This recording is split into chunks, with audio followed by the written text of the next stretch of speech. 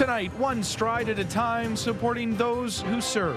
I feel it's really good to support our military, but also just to support family members that have suffered. The ever-popular Army Run returns to the nation's capital, bringing out thousands of runners.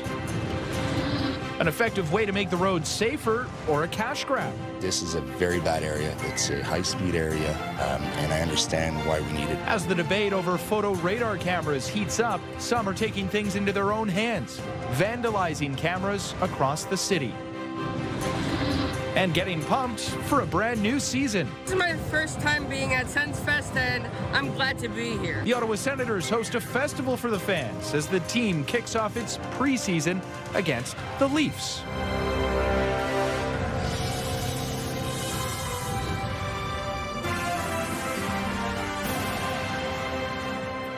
Good evening, and thank you for joining us. Thousands of runners made their way through the city today for the annual Canada Army Run. From the 5K to the half marathon, the race winds through the capital, honoring those who serve and those who have served. CTV's Josh Morano joins us live in studio with more on this race and the meaning behind it. Josh. Yeah, Austin, is one of Ottawa's most unique runs. The Army race connects the military and civilians, raising funds for programs that support serving members, veterans, and their families. And today, that support stretched well beyond the course. In front of City Hall, 82-year-old Fred Clark is warming up for the Canada Army Run Half Marathon, a race he holds close to his heart. I was in 5 years, so I've got close buddies still in the military, and I relate to their cause, or to the veterans, and especially the wounded and the families, so it's an honor. Thousands of participants alongside him showing their support to military members through exercise. The vets that I know, none of them are really requiring aid, but again, I do realize that there are a lot that do, and I think we should show our respect. I think it's almost an obligation as far as I'm concerned. Particularly now more than ever, I feel it's really good to support our military, but also just to support family members that have suffered. The funds raised go to support our troops and Soldier On, helping with everything from rehabilitations to family programs. The run, emceed by CTV's Natalie Van Roy, offers 3 distances, a 5 and 10K, along with the half marathon, which organizers say saw the largest sign-up in years. We have never seen this many people in our half marathon. We're over 16,000 people, both in person and virtually. We are up from registration last year. The course finished at the Canadian War Memorial, where Artyom Biba crossed the finish line with the fastest time to complete the half marathon. Army is a big part of our country. It's great to be a part of this cause. I've been running it last year, and I'll probably be running it many more times again in the future. It's directly impacting the lives of serving members and their families. So we thank everyone who registers is doing a part, whether it's showing support, fundraising, and coming out and cheering or volunteering. For Clark, he says it's not just about crossing the finish line, it's about showing support for the men and women who serve. To the Canadian Army to hang in, be bold, and we may be tested at some point in time, and I'm sure they're up to it, and we're proud of them.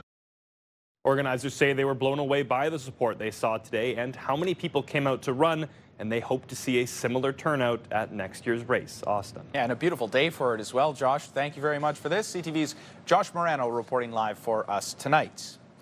Well, the speed camera in Orleans is the latest to be vandalized, spray painted and left inoperable. It comes as Ottawa ramps up its photo radar program, which Ontario's premier is pushing to scrap. CTV's Caitlin Wilson joins us live now with more on this. Caitlin. Austin, the city has 60 photo radar cameras with 24 more expected this fall. And from January to July alone, more than 190,000 tickets were mailed out. Now a camera in Orleans is the latest to get caught in the debate, safety tool or cash grab.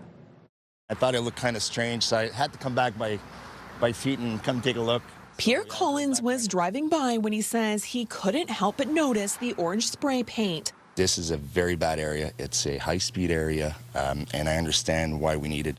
The photo radar camera on 10th Line Road in Orleans is the latest to be vandalized. Several others have also been targeted this year, some multiple times. And it's not just Ottawa. In Toronto, around 20 speed cameras were damaged this month alone, highlighting just how divided residents are. I'm against vandalism in general. I don't think that's the right answer. I think I don't think they're a cash grab, because I think they do reduce the speed that people take, because it is insane. It's a cash grab. And why do you feel that way? Because, for instance, in the school zones, why are they at work when there's no school in the summer? Premier Doug Ford is siding with the critics, urging municipalities to scrap photo radar, saying there are better ways to slow traffic than gouging taxpayers. I think in a limited number, they can make the community safer, but the numbers we have now is starting to feel more and more like a cash grab. Here in Ottawa, the city is taking the opposite approach, spending nearly $2 million to install 24 new cameras this fall. To be clear, these things work. I understand that some people don't like the tool itself, but at the same time, I think that it's important not to be taking tools away when we have so many issues in our community when it comes to speeding. Area Councillor Matthew Luloff says the 10th line camera was installed to crack down on speeding along a busy corridor. He says revenue from the city's photo radar program, more than $20 million so far this year, goes directly back into road safety. As for the vandalism, he expects cleanup to happen quickly. Something has to get done, or else we're going to see more of this. And it's, taxpayers who's paying to re-put them up and everything else. So, I don't know, something has to get done. At least 3 red light cameras have also been damaged across the city this year. The premier is expected to outline alternative ways to slow drivers down this coming week and says he'll move to scrap photo radar this fall if municipalities don't act on their own. Austin? Okay, yeah, those photo radar cameras are always a hot topic in this city and across the province. Caitlin, thank you very much for this. And CTV Ottawa has extended coverage of that debate over photo radar cameras and the recent vandalism here in Ottawa. There are more stories online at ctvnewsottawa.ca. Well, as I mentioned earlier, it was a gorgeous day, especially for the Canada Army run. Not too hot, but certainly not cold. It was a chilly start to the day as we take our first look at the weather forecast, but we have warmed up since then. 25 degrees right now, mainly sunny conditions. A chance of some showers depending on where you are in the region. Getting down tonight to 13 degrees. So not getting that same frost advisory that we saw overnight yesterday into today, only around 2 degrees, 3 degrees in parts of the region. We do, however, have the risk of a thunderstorm in Kingston, Trenton, Bancroft, and in Pembroke this evening. Same goes for Petawawa. Clear-ish tonight in Gatineau, some cloud coverage, but for the most part, it will be nice. 13 degrees is the low before warming up tomorrow to 22 here in Ottawa, and there is that risk of a thunderstorm for us in the capital. Same goes for Gatineau, 22 degrees is the high.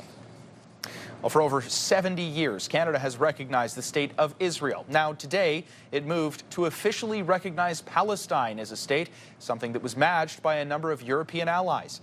As CTV's Colton Prail reports, the decision comes ahead of the 80th meeting of the United Nations General Assembly, and it is not without controversy, both at home and abroad.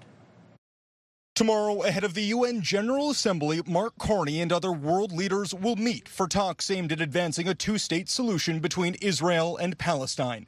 2 states now officially recognized by Canada after the Prime Minister recognized Palestine, led by the Palestinian Authority, this morning. In a lengthy statement, the Prime Minister said the long-standing expectation that the Palestinian statehood could be achieved through negotiations has steadily and gravely eroded. Mark Carney blamed Hamas and what he called its violent rejection of Israel's right to exist and a two-state solution for slowing the process, but also pointed to the expansion of Israeli settlements in the West Bank, a vote passed by the Israeli parliament calling for the annexation of Gaza, and said Israel has contributed to a humanitarian disaster in the enclave. It does send a clear message to Israel that they should get back to the negotiating table. They should begin once again to think in terms of the two-state solution. But today, Israeli Prime Minister Benjamin Netanyahu repeated his assertion there will not be a Palestinian state, as the United Kingdom and Australia joined Canada in recognizing Palestine, part of 10 countries, including France, who plan to do so this week. As long as the occupation continues and no one is forcing Israel to end the occupation, their statehood recognition, it doesn't really change anything in their daily lives. While some are calling for sanctions on Israel, others are criticizing a decision they say rewards Hamas and does little to push for a demilitarized and democratic Palestine. Hamas is emboldened by this. They're continuing to hold the hostages, continuing to repress Gazans, continuing to divert humanitarian aid, and continuing to attack Israelis. Government officials say while Canada now recognizes the state of Palestine, it still has a no-contact policy with Hamas, comparing the situation to Canada's position on Afghanistan and the Taliban. Colton Prale, CTV News, New York. Ontario Provincial Police have charged a 39-year-old driver with several offenses after a four-car pileup on Highway 417 just last night. Police say the collision happened at around 11:30 p.m. in the westbound lanes of the 417 near Metcalfe, and that the man charged already had 2 criminal code driving suspensions. The driver is facing a charge of impaired driving, refusing to comply with the demand, dangerous driving, operating a vehicle without insurance, and 2 counts of driving while prohibited. He and 1 other person were taken to hospital with minor injuries. Ontario's New Democrats have re-elected Marit Stiles as their leader. The party vote took place as Stiles took aim at Doug Ford and his government. CTV's Raheem Ladani has the story. Kicking off the NDP convention where it all began, the Ontario New Democrats are in Niagara Falls for the party's first in-person convention since 2019. It's the city where the NDP was founded more than 63 years ago by farmers, unions, and families. The party's leader, Marit Stiles, is wasting no time taking aim at the province's premier. This is a premier whose corruption scandals are more well known than his accomplishments, right? This is the guy who is ready to carve up the Greenbelt and sell it off to his wealthy friends until we stopped him. The NDP remained the official opposition following a snap election earlier this year. However, as Doug Ford won his 3rd straight majority, the NDP lost seats and finished 3rd in the popular vote. I do think that the NDP has done a great job in Ontario of holding Doug Ford's feet to the fire. They were able to defeat Bonnie Crombie's Liberals in terms of the number of seats, and that's the only thing that counts. That's why they still have all the accoutrements of being the official opposition. Stiles did face a leadership review this weekend, but garnered 68% of the vote. That will keep Stiles at the party's helm, a position she attained in 2023 after replacing Andrea Horvath. This is an opportunity with 3 years left to go to build upon that official opposition status, being able to take the fight in the legislature, but also getting into that organizing, grassroots campaigning in community after community. And I'll tell you, Marit is a community builder. Ontario's political landscape has drastically changed over the last week. Bonnie Crombie resigned after an internal challenge.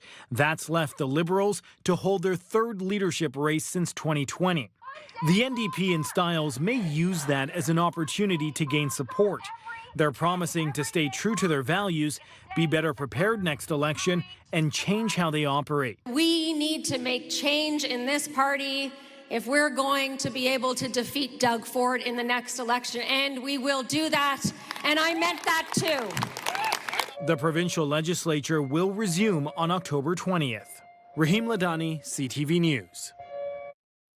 Today is World Alzheimer's Day. Here in Ottawa, the Dementia Society of Ottawa and Renfrew County held a special event to help raise awareness and funds as demand for their services continues to increase. CTV's Kimberly Fowler joins us live now with more. Kimberly.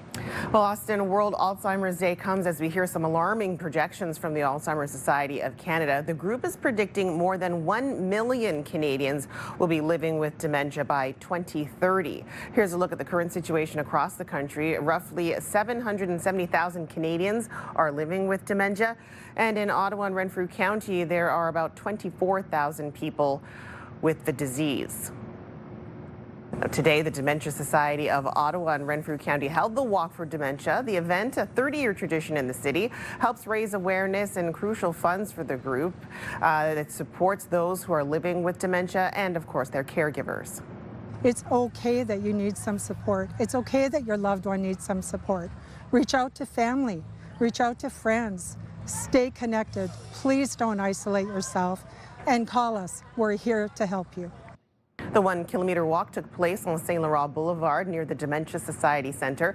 Though so far, today's walk has raised $245,000, with dozens walking in memory or to honor those affected by the disease. World Alzheimer's Day emphasizes the importance of early diagnosis, access to care, and continued research. And if you'd like to make a donation to the Dementia Society here in Ottawa, you can do that online at dementiahelp.ca/walk. Austin. Okay, thank you very much for this. CTV's Kimberly Fowler reporting live for us tonight. Well, the Ottawa Senators hosted their annual Fan Festival earlier today as the team kicked off its preseason. The event held at the Canadian Tire Centre as fans prepare for yet another year of Sens hockey. It's exciting times, and CTV's Camille Wilson was there for it. She joins us now in studio. Camille. Austin, a fun day for Ottawa Senators fans from near and far. New fans, veteran fans, or even the bandwagoners got a chance to have a day of all things Sens. Go, Sens, go! Hockey is back in Ottawa as the Sens kicked off preseason with FanFest. I went on a bouncy castle, and then I won the race. Go, Sens, go!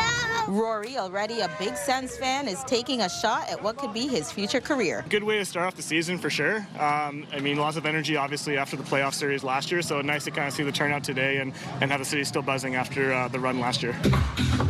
Filled with games, inflatable bouncy castles, face painting, live DJ, and even Sens tattoos. Huge fan.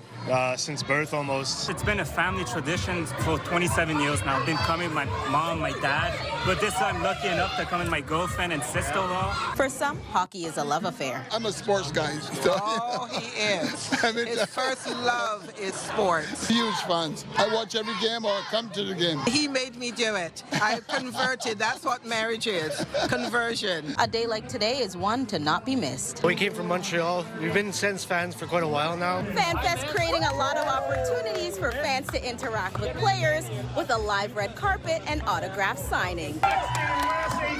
This is a really big season for us coming off of the playoffs. I think we have a lot of new fans. We have a lot of new season seat members.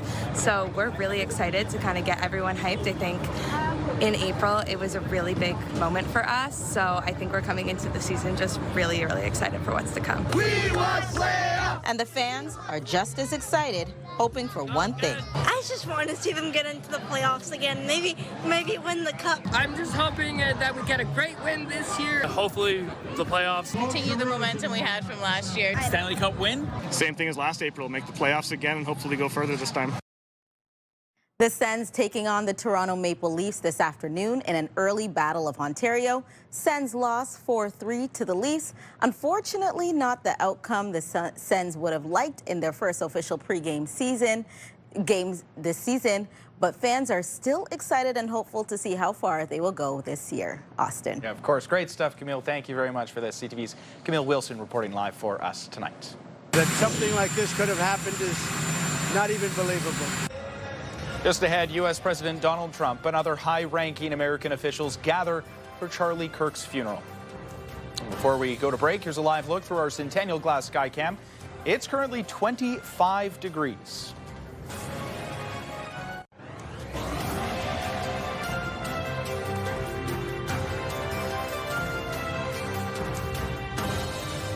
Thousands of people are gathered in Glendale, Arizona for the memorial service of conservative activist Charlie Kirk. U.S. President Donald Trump seen arriving in Arizona this afternoon. He is expected to speak today at the memorial, and earlier today he remarked on what he expects to be an emotional day. He's a young man, but a great man, and we look forward to it. It really is. We want to look at it as a time of healing, a time of whatever. That something like this could have happened is not even believable. So we'll have a very interesting day, very tough day. Trump says he will posthumously award Kirk with the Presidential Medal of Freedom. Kirk was an ally who the president credits with playing a critical role in his 2024 election. Kirk was shot and killed while speaking to students on a college campus in Utah on September 10th. Top Democrats are demanding a meeting with President Trump as Congress nears a shutdown deadline on September 30th. Senate Minority Leader Chuck Schumer and House Minority Leader Hakeem Jeffries say the Republicans, at Trump's insistence, have refused to enter talks to keep the government running past that point. Look, it's the Republicans shutting down the government. First, these issues are very important to the American people. Healthcare was decimated. People are losing their health care. Hospitals are closing. People are losing their jobs. It's outrageous, and the American people can't stand it. But what we are asking very simply is what has always been done in these kinds of budget negotiations, a bipartisan negotiation. The Republican bill is a totally partisan bill with zero input from Democrats, and that's not how to get things done. Trump says meeting with the Democratic leadership wouldn't have any impact. The Republican-controlled Congress failed to address the funding issue before lawmakers left town on Friday for a break. Now back here at home, the Prime Minister and his cabinet are doing their best to sell Canada on the world stage. They signed a new partnership with Mexico, and they're meeting with European allies in Denmark. However, despite the push to broaden trade, some experts say Canada is not ready to service the markets it's looking to enter. Here's CTV's Colton Prale. As European finance ministers strategized how to protect their economies from Donald Trump's tariffs, Canada was the lone voice in attendance from this side of the Atlantic. We have critical minerals, and I can tell you that was front and center in the discussion we had here. We have energy, which was front and center in the discussion we had here. And we are the only G7 country which has a free trade agreement with all the other G7 nations. But the most recent data from Statistics Canada shows even as exports rose in July, goods to countries other than the United States dropped for the second month in a row, while imports remain near their 4-year peak. Outside of energy and outside of services, when you look at what's growing in terms of our trade, the rest of it is not growing at all. There's going to be challenges there, even to find other markets outside of the U.S. Energy and critical minerals are ingrained in Canada's pitch to allies, highlighted in its new partnership with Mexico. TD estimates Canada has at least $300 billion worth of priority critical mineral deposits, but most of it is still underground. The timeline is not a few years. It's going to be 10, 20 years at least, no matter what we do. And for the energy resources Canada already has access to, shipping LNG to Europe cheaply and quickly is still a long ways off, with most projects focused on expanding access to Asia. We can't kid ourselves. There's no easy fix. Canada has let a decade slip by where we didn't really build many things, and that's a problem right now in our insecure world. Experts say the timeline shouldn't stop Canada from pursuing these projects, but warn the payoff is distant and won't be a solution to the tariff pains of today. Colton Prale, CTV News, Ottawa. In Manitoba, thousands of people are beginning to return home after being forced out by wildfires. CTV's Alex Carpa has more on the communities that are now trying to pick up the pieces. Is there back coolers? Freezers and fridges in this grocery store in one northern Manitoba community are mostly empty. Due to forced evacuations from wildfires and power outages, Irvin Biggity, the general manager of the co-op in Leaf Rapids, said they were forced to throw most of their product away.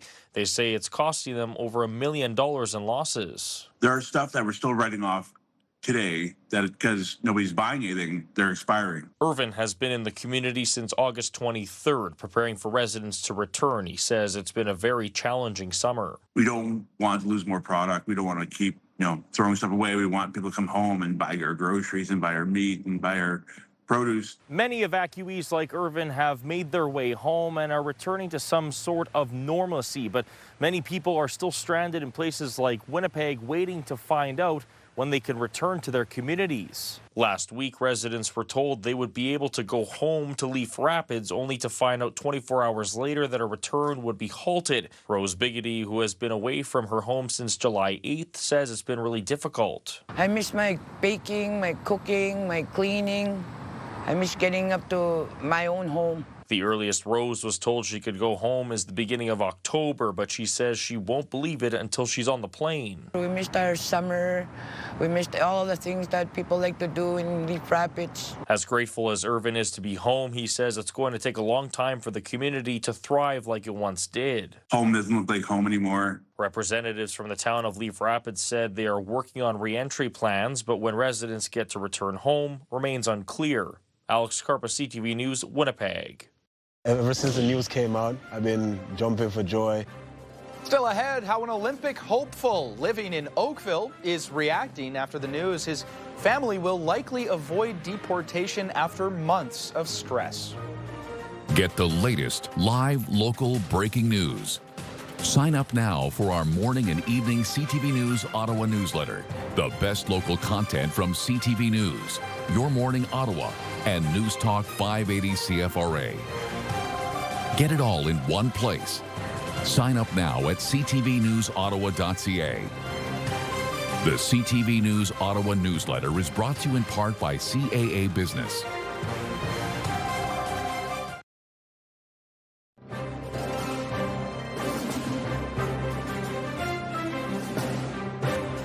Depending on where you were in the city this morning, you might have woken up and seen some frost on the ground. We did have a frost advisory early this morning, but things have certainly warmed up from there. There are some dogs at Conroy Pit on this final Sunday of the summer, enjoying some time in the woods and running around, meeting some new friends. Again, things have picked up. It was a beautiful day, but in parts of the city, we are starting to see the trees start to change color. So obviously fall is right around the corner. Limited activity on the satellite radar, but you can see some of those clusters up on the top left of your screen making their way through, and we will have some showers in the forecast for tomorrow. More on that in just a moment. Right now out on the East Coast, it's 11 degrees in St. John's, 16 in Charlottetown, 14 in Halifax as the sun has set. They have a clear evening all throughout tonight. 24 degrees right now here in Ottawa. Enjoy it, folks, because the rain is coming.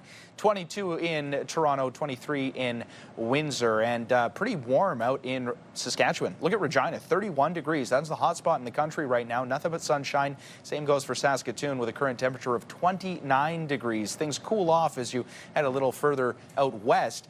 Edmonton at 19 degrees, 23 in Calgary, 20 degrees with a nice mix of sun and cloud in Vancouver. So I mentioned the rain tonight. There is that chance of showers before kicking into high gear, turning into a risk of a thunderstorm by tomorrow afternoon, the high of 22 degrees. It's similar conditions in the Ottawa Valley, although they will likely feel that thunderstorm, or at least hear it, a little earlier than us with a low tonight of 13. Now, along the Seaway, again, you can basically copy and paste that over. 22 is the high for tomorrow afternoon, and they too have a risk of a thunderstorm. So the 7-day shows us that we'll have a chance of showers on Tuesday as well once we get through that storm, and then a mix of sun and cloud on Wednesday, staying in the 20s for the next 7 days. So fall may be right around the corner, knocking on the door, but we still have temperatures in the 20s despite some of those sprinkles that we'll have to contest with for the next few days. And many farmers in Western Canada are on their way to finishing up harvest season. It's been a tough year for some, dealing with drought and falling prices, but others managed to turn in excellent crops. CTV's Allison Bamford has more on the tale of two harvests. The final push in a season that can be unpredictable. It's the business that we're in. Jared Gust is cutting the last of his canola, on pace to finish harvest before the end of the month. And he's predicting it will be one for the books. We might be in shape for like one of the biggest crops we've ever grown. Gust finished combining his wheat earlier this month, but further south it could take weeks before their crops are ready to harvest. We are nowhere close to being done. We visited Dallas Leduc's farm in July when crops looked like they might be ready to harvest early. Drought had matured a lot of the fields and already written off some of his Durham wheat. But Leduc says late rain caused some of those crops to regrow. Now it's made for just two crops in one field. So you'll have one crop that'll have been ready for 60 days before the next crop will be ready. Once the last of his Durham is ready to harvest, the regrowth could double his yields, but the quality won't get any better, leaving Leduc with few options. I'm pretty sure by the middle of June, July of next year, the bins will be completely empty. We'll have to sell. Forced to sell at a price that's not optimal. Wheat and Durham are down substantially from prices 3 years ago. When wheat prices are dropping, that means farmers in other parts of the world have had very good growing seasons. Dropping prices likely won't translate to cheaper groceries, according to experts, with the cost of wheat such a small factor in the price of any final product. But it will affect farmers' budgets, even those with an excellent crop to sell. might be just a break-even average, low average year. So we'll just stop spending money. Another challenge to face once the dust settles. Allison Bamford, CTV News, Davidson, Saskatchewan. An Olympic hopeful living in Oakville has received news his family will likely avoid deportation. They are on track to being granted permanent residency after a lengthy legal battle. CTV's Kamal Karamali has that story. Tamari Lindo has been chasing a dream for 6 long years, wanting to represent Canada at the Olympics as a hurdler, all the while escaping the threat of deportation. This week, a big step forward. Ever since the news came out, I've been jumping for joy. An email telling him his family is now on track for permanent residency. I was on cloud 9, like I was so happy, but honestly, I trusted and I believed that, something would happen. In 2019, his family came to Canada from Jamaica seeking political asylum. Tamari's father, George, claims he was targeted, the victim of 3 assassination attempts because of his affiliation with Jamaica's opposition party. They filed claims to stay under compassionate and humanitarian grounds. All the while, Tamari kept racking up medals, becoming one of the country's top-ranked hurdlers at a collegiate level. But during that time, the family received a notice of deportation, an interview scheduled with Canada Border Services Agency next week. That's when their lawyer began a relentless public campaign. They were approved as we had this huge campaign going on across media and social media and thousands of people who were signing a petition. Immigration, Refugees and Citizenship Canada did not tell CTV News why it approved the Lindo family's claim, citing privacy reasons, but their lawyer believes a lot of it came down to public pressure. I think it's a really great reminder to everyone that with that public pressure, as cliche as it might sound, anything is possible. Now, Tamari Lindo grateful for the path ahead and delivering this promise to those who supported him. Every time I compete, I'll put them on my back. I know that they fought for me to be here, and now it's my time to give back and try to put my best out there at all times to be on the world stage. Keeping his focus set on the Summer Olympics in 2028. Kamal Karamali, CTV News, Oakville, Ontario. If most Canadians were aware of these conditions, they'd be appalled and they'd be ashamed. After the break, why the province's ombudsman is calling for additional supports for Indigenous communities.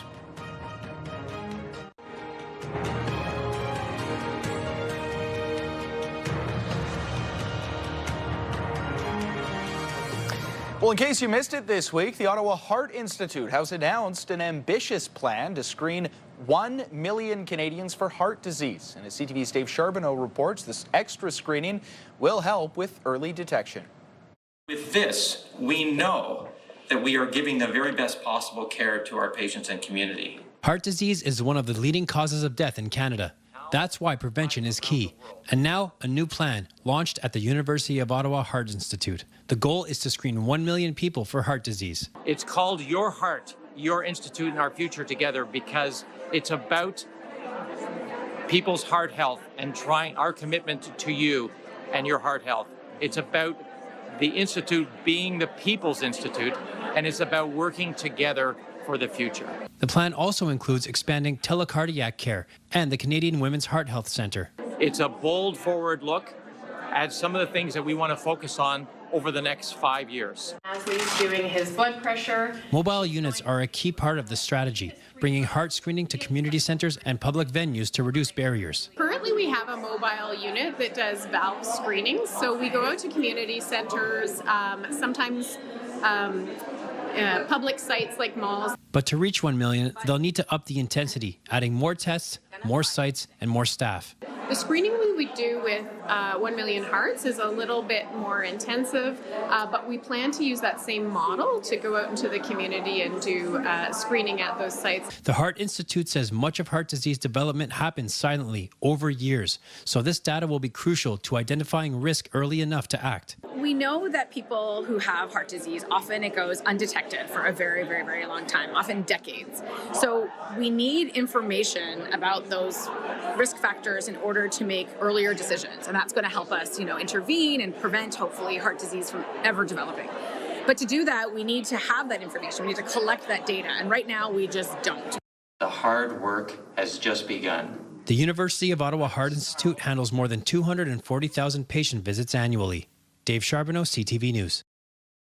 Ontario's Ombudsman is among those calling for additional supports for Indigenous communities. CTV's Queen's Park Bureau Chief Siobhan Morris has more on his recent visit to a Northern First Nation.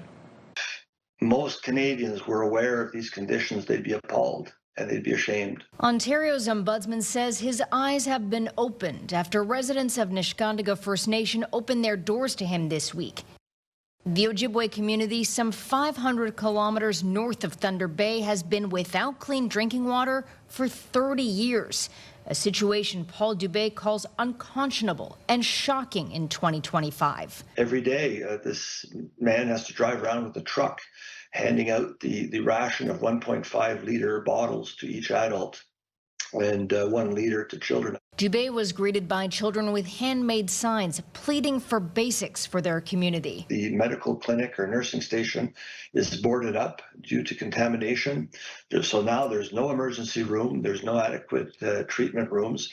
They can't accommodate healthcare technology or remote healthcare. That means traveling 120 kilometers for healthcare. It's also happening in education. Niskandiga's only school is run down, can't accommodate the many kids on the autism spectrum with special needs. And the school doesn't go beyond grade 8. Children as young as 13 years old, if they want to continue to be educated, they have to go down south. They have to leave their families, leave their communities, and go down south. And tragically, some of them don't come back alive. Falling victim to trafficking, addiction, and suicide. The Ombudsman wants change, stressing that provincial and federal governments have a legal and moral obligation to act. Cutting red tape that prevents clean drinking water in the reserve, cut the red tape that prevents access to health care, cut the red tape that's blocking funding for community centres and youth cultural centres. Ontario's Ministry of the Environment, Conservation and Parks says the province is offering support with training and technical resources, writing, "We will continue to do our part and call on the federal government to fulfill their constitutional responsibility of ensuring safe water on reserves and adequate funding to water system operation, maintenance and training." A spokesperson for Indigenous Services Canada says the minister will meet with Niskandiga leadership in the coming weeks, adding addressing these long-standing infrastructure challenges requires not only funding, but also a collaborative, community-led approach, and that progress has been made, but we recognize that more work remains. The Ombudsman believes the people of Niskandiga deserve better. They see themselves as Canadians, but they don't feel their rights as Canadians are being respected, and I can't disagree with them. Siobhan Morris, CTV News. Here's Sabrango. Big Batherson off the post scores. The Sens are sort of back. Preseason kicked off this afternoon, and fans welcome the return of the NHL at the CTC. We'll tell you how the game unfolded when we return.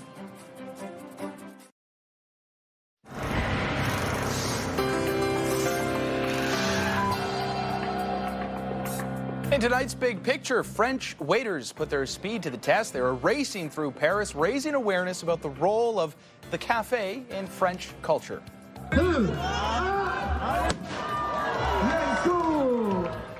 Armed with trays filled with water, coffee, and of course, croissants, hundreds of contestants had to walk, not run, about 3 kilometers without spilling a drop. The race actually began in 1914, and it did pause for more than a decade, but made a historic return just last year. Turning now to some of the other stories that you need to know, and for this, we want to bring in CTV's Kimberly Fowler, who joins us. Kimberly. Well, Austin, yeah, we've got some traffic disruptions to remind you of, which all affect you tomorrow. The first will be a protest by Quebec truck drivers. Organizers say the rolling protest will travel along Highway 50 and Highway 5 in Gatineau to the McDonald-Cartier Bridge, then crossing the bridge to Bottler Street before turning around and heading back to Gatineau. Now, it's expected to cause some traffic congestion along King Edward Avenue, Dalhousie Street, Bottler Street, and Sussex Drive. Truck drivers are protesting what they call lax training standards and weak enforcement in the trucking industry right across Quebec.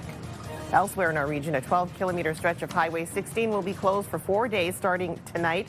Northbound lanes of the 416 in Spencerville will be impacted between exits 12 and 24, and that'll be until Thursday at 6 a.m. The detour will be in place. It'll be along County Road 21 to County Road 22 to County Road 20 back to the northbound 416. Good bit of skill with these two players.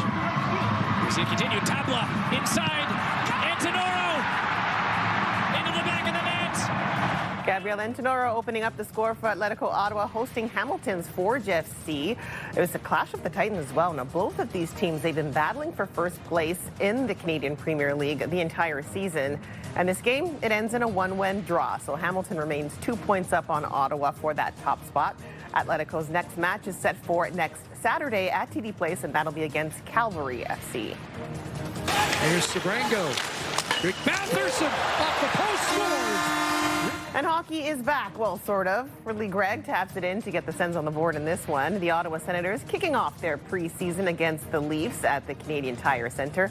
This is the only preseason game, a home game, I should say, at the CTC this year. The Leafs, they do skate away, though, with the 4-3 victory. And the Sens' next preseason game is set for next Tuesday night, and that'll also be in Toronto.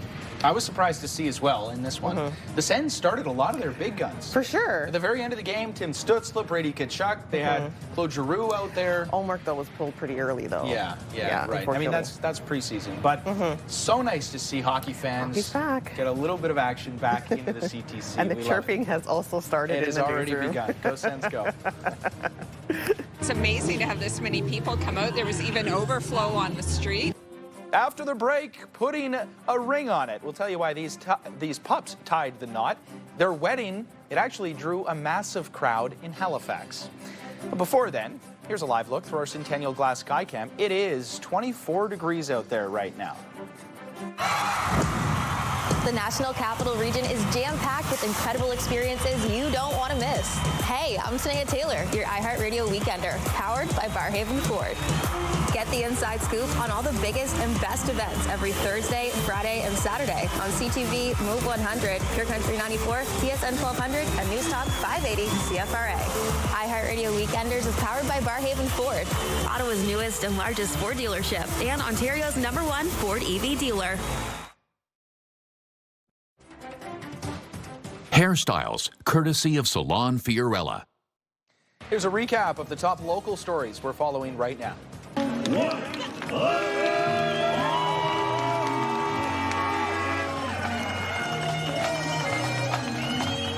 The Canada Army Run takes over parts of the city as thousands of runners come out to support our troops. This is a very bad area. It's a high-speed area, and I understand why we need it.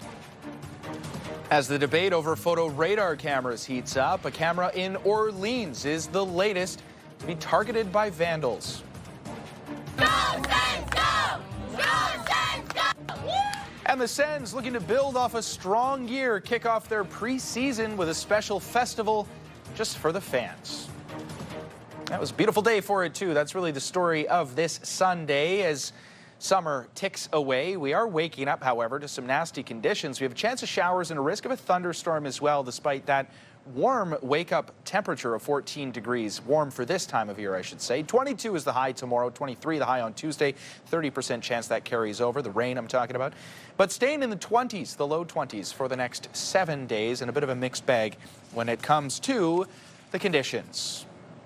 It is time now to check in with our news team to see what everyone's working on for tonight. Kim. Well, Boston, of course, we're checking on any breaking news that's happening here for the Ottawa area, but also September marks National Suicide Awareness Month. We'll have a story highlighting some of the programs that help through grief counseling, mental health workshops, and mentorship to support those who are grappling with suicidal thoughts. And you can get the news anytime, anywhere at ctvnewsottawa.ca. Join me tonight for CTV News at 11:30. Thanks, Kim. Looking forward to it. And finally for us tonight, the best way to end a newscast, we're talking about dogs out on the East Coast. Yeah, a sold-out crowd for this, a dog wedding. So Good Robot Brewing in Halifax, they hosted this wedding. It's for Ava and Hunter, the two pups that you just saw right there. Adorable. They've been inseparable since they were puppies, and their owners, who are actually cousins, say the idea came about after spotting a post from the brewery. They signed up on a whim and they won. There were tickets for this event and they sold out, with the proceeds going to Fly With Me Animal Rescue. I got Hunter first, and then she got Ava a couple of months later, and they met when they were babies, and they just completely fell in love. Yeah, it's amazing to have this many people come out. There was even overflow on the street. Everyone loves weddings, but as you age, you have less friends that are getting married, so sometimes it's nice to have a dog wedding to bring people together. A dog wedding. Can you believe it? So obviously a packed crowd there for everyone. Who else would want to miss a dog wedding? I would love to go to that. Yeah. And it's so fitting that it was at a brewery. Yeah. Pour a couple back for the pups. For sure. Congratulations to the beautiful couple. Good night.